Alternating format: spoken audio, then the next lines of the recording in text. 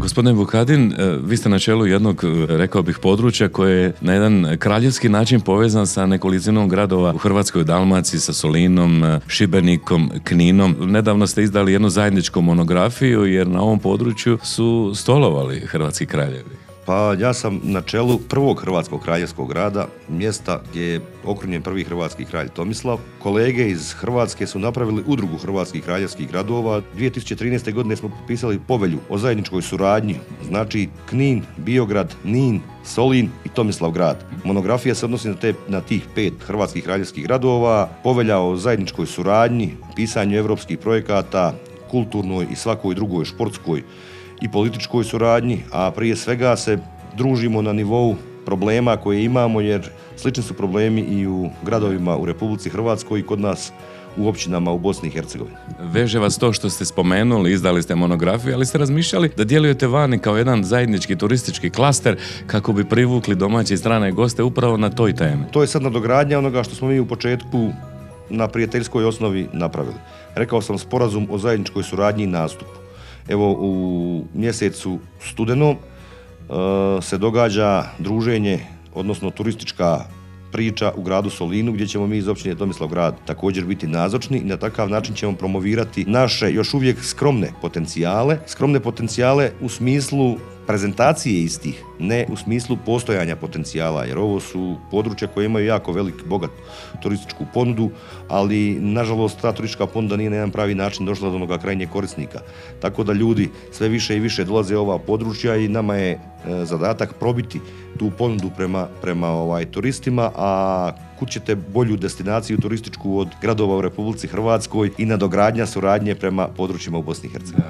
Ovo područje, za one koji ne znaju, uistinu pitomo. Što ga krasi po vama, evo, kao čovjeka kojeg na jedan način sa svojim timom gurate u prvi plan promocijski, a i stvarno životno?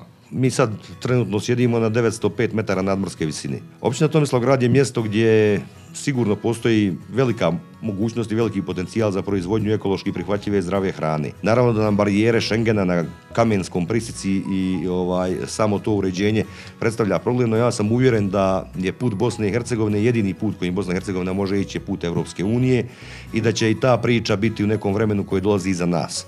A onda će i općina Tomislavgrad uz sve svoje potencijale biti puno prihvatljivija, odnosno neće biti izolirana tim graničnim prijelazom, da sve robe i proizvodi koji se tu mogu napraviti, a ekološki su čisti i prihvatljivi, jer rekao sam na 900 metara nadmorske visine na nezagađenom području uz jako lijep krajolik i puno prirodnih ljepota je naravno i proizvodnja hrane nešto što nam ostaje, a Dalmacija je konzument takve vrste proizvoda jako veliki, naročito u onom ljetnom periodu. Ovi razvojni projekti koji sa timom pokušavate oživjeti uistinu imaju svoj sadržaj, vjerojatno će i pronaći pravi put uz potporu, rekli ste, i predpristupnih europskih fondova.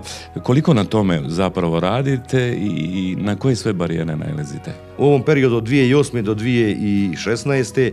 smo pokušali općinu Tomislavgrad pozicionirati kao središte upravo ovo o čemu smo govorili. Proizvodnju zdravije i ekološki prihvatljive hrane, proizvodnju električne energije iz obnovljivih izvora. Jer na 900 metara nadmorske visine sa ružom vjetrova koja je prisutna na Duvanjskom polju, lancom planina koji okružuje Duvanjsko polje, jako velika mogućnost je proizvodnje energije, električne energije iz energije vjetra.